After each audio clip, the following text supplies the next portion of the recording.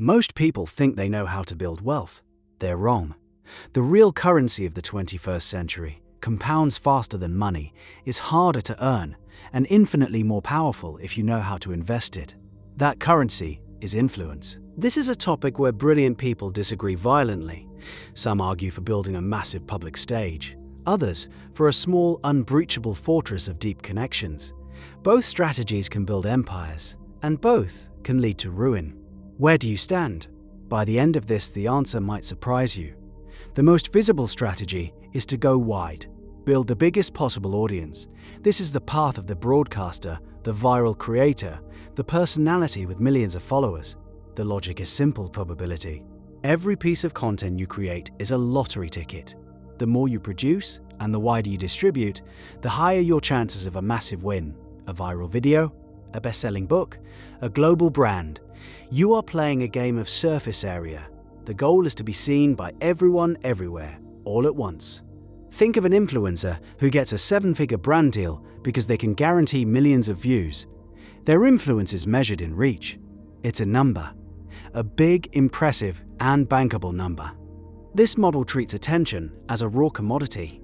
You mine it from the public consciousness using algorithmic-friendly content, and you sell that aggregated attention to the highest bidder. It's direct, it's scalable, and when it works, the rewards are astronomical. You become a node through which culture flows. Your voice for a moment becomes the broadcast. That sounds like the only game worth playing, but there's a quiet vulnerability to this model. A wide audience is often a shallow one. They are subscribed to your content, but they are loyal to the algorithm that served it to them.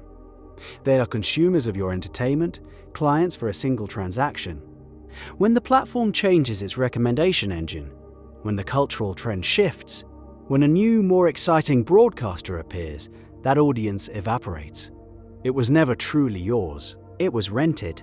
The creator who built an empire on a 6-second video app could be left with nothing when a new one takes its place. Their influence was tied to a format, a moment. The massive email list you built becomes a ghost town of unsubscribes the moment you stop providing the exact value they signed up for.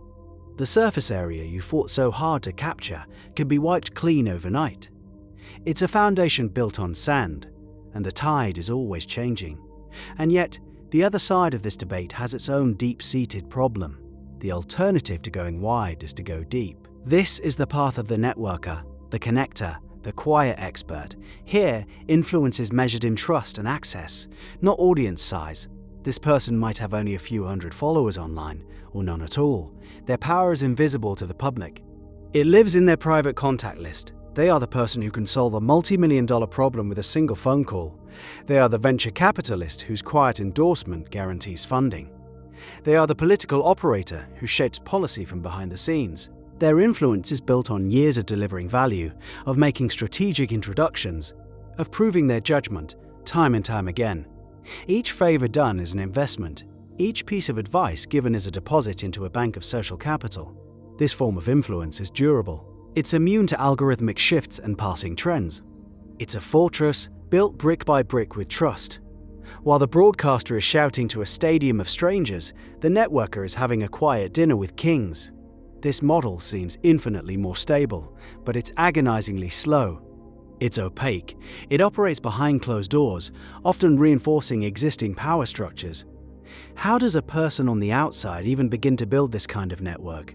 It requires proximity to power, which is a privilege in itself.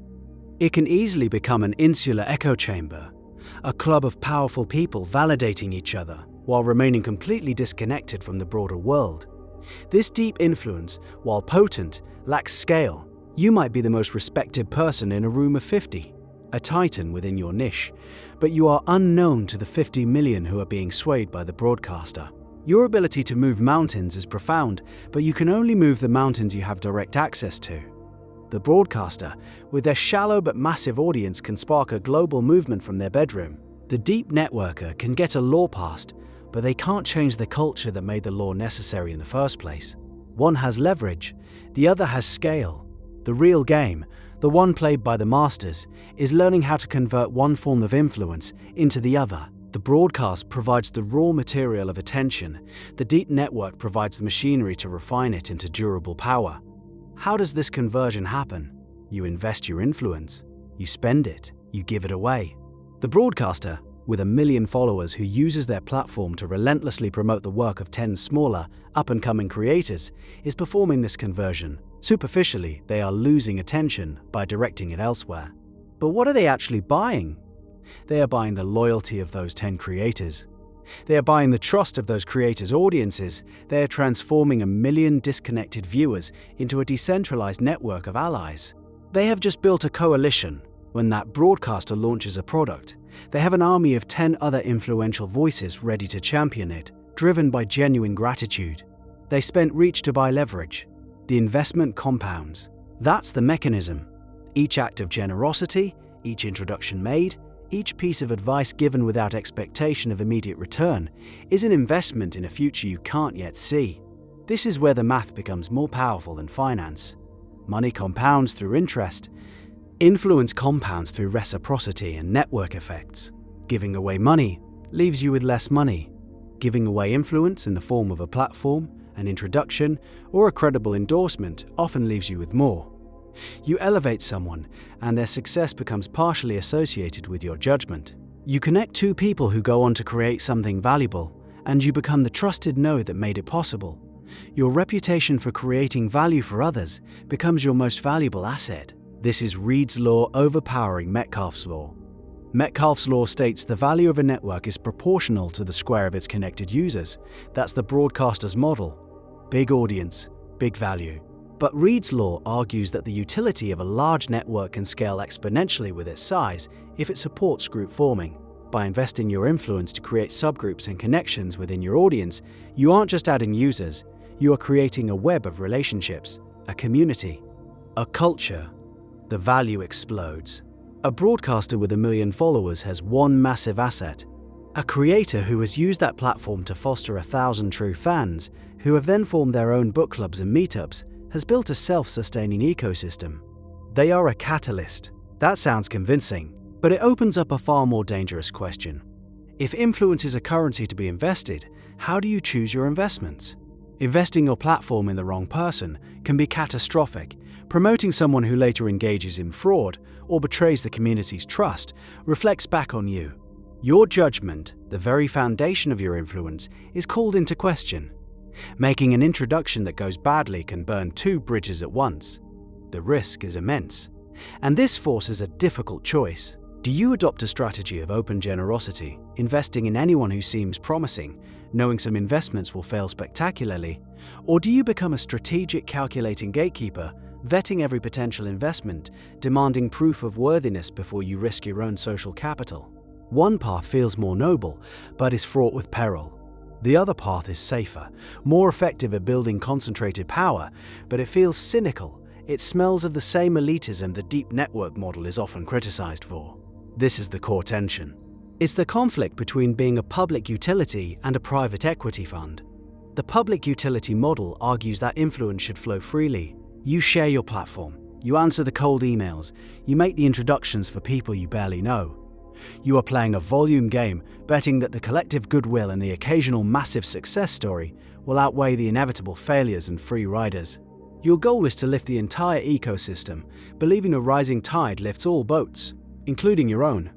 The private equity model argues for ruthless curation.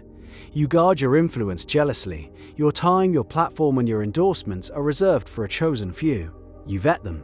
You test them. You invest in them like a portfolio, expecting a specific return on your social capital.